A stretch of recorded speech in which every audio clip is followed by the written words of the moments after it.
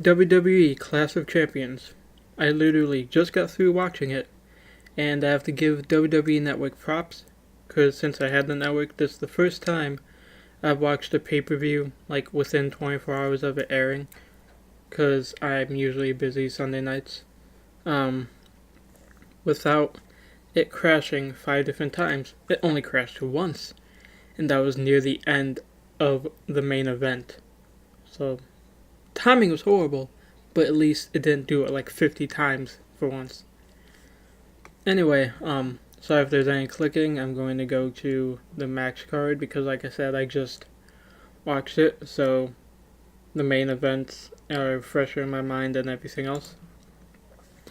Um, Nia Jax defeated Alicia Fox in the pre-show, and easily the longest match Nia Jax has had. Someone actually put up a fight, but Nia Jax is a monster or whatever. It's really boring and stupid, and she won. I'm glad they didn't have that in the actual pay-per-view. We brought the whole product down, and I didn't watch it, but I watched it. I saw highlights of it beforehand because they showed them in the thing, and in fact what they showed were like the only times anything happened. Yeah, Nia Jax could care less. The New Day defeating Luke Gallows and Carl Anderson. I thought Gallows and Anderson would win. I wanted them to win, even though I really liked the New Day, as I said in my last video. But I'm happy with how the New Day won, because I've thought for a while, especially since coming back to the WWE and watching, and even with the main event tonight as being two heels, and the event before that being a face no one that seems like a heel to everyone and a heel, and it just the fact that the New Day won via interference by Xavier Woods and his trombone was pretty great. I wish the match had gone a little longer because I think those two teams could work really well off each other. But it was a really good match. I liked the way it ended. I liked that the New Day held on to their title in desperation via a heel move against heels, helping to blur the line between those even more than Array has been, and that's nice. I like that. I think heels can fight heels, faces can fight faces, they can feud against each other, and it's totally fine. It's 2016, not 1976. TJ Perkins versus Brian Kendrick was a really good match. I have yet to be really impressed by Brian Kendrick. Even the stuff I saw from CWC wasn't that great. I like what they're doing with Kendrick, having him be this wily veteran who is desperate to just stay relevant, keep his spot, and it will do whatever it takes, and he does some creative stuff. He does do some creative stuff in the ring to get an upper hand, but otherwise he's not that entertaining. TJP, on the other hand, I've seen some matches of his, like in Ring of Honor and Pro Wrestling Guerrilla, and actually just Pro Wrestling Guerrilla, now that I think about it. I liked him. He was awesome in the Cruiserweight Championship. Or, technically I meant the Cruiserweight Classic, but in this Cruiserweight Championship he was also great, and I'm very glad he won, because he's clearly better than Brian Kendrick. So they'd just be desperately pushing a storyline instead of showing the better man winning. And considering this match was a clean match, it's good that Perkins won, in my opinion. Cesaro versus Sheamus, I didn't even think it would end up in a no contest, but I think it's the best way it could have ended. It's a really great match. I watched the first match, did not watch 2, 3, 4, 5, or 6, and I'm glad I didn't, because I would be so checked out of that fight, no matter how well it went, that I could not appreciate it if I'd seen 6 matches in a row, this being the 7th. in barely over a month, I believe. So, yeah, that was a really good fight.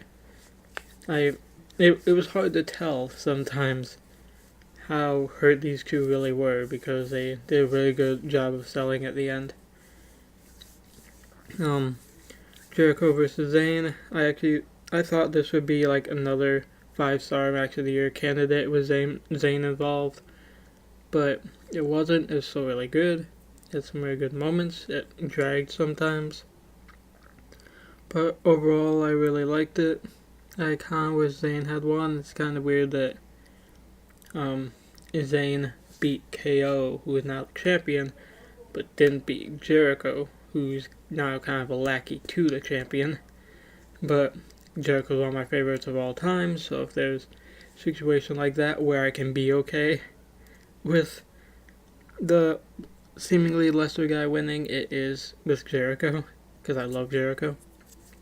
I'm never happy with seeing Charlotte still be champion, honestly, though I don't hate the way it was done with her catching people off guard and all that stuff, but I don't think a couple big boots should have been how this really fucking great fight was won.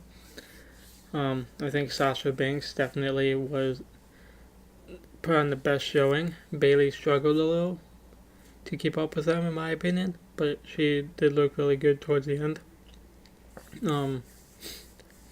But yeah, I guess Charlotte couldn't lose her title again in her very next pay-per-view defense, but whatever. Roman Reigns defeating Rusev, kind of what I expected, but I was afraid that they were going to keep pushing Reigns down more and more. I find it weird that I find it dumb that Rusev had been pushing how Reigns did not deserve a title shot against him, even though he had just less than a week before that beat the Universal Champion. So, but besides that, the first match they had on Raw was absolutely amazing in my opinion. This one wasn't quite as good, but still really great. Instead of a possible 5-star match like that one was, I'd say it's like 4 to 4.5. It's still really fucking good. I liked Lana actually getting thrown out, and Rusev sold that really well. Rusev is honestly one of the best, like, physical, like, not like fight sellers, but like when things happen, his reactions. One of the best sellers, possibly the just behind Kevin Owens.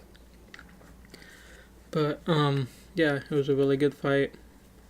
A lot of near pinfalls. That's kind of been their thing, but I don't know.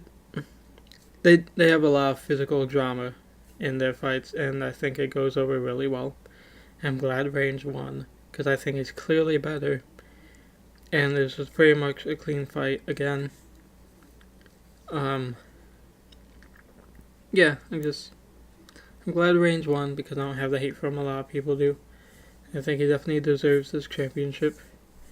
And they're trying really hard to push Rusev as this like main event quality guy by having him go against guys like Rollins and Reigns and almost beating both of them.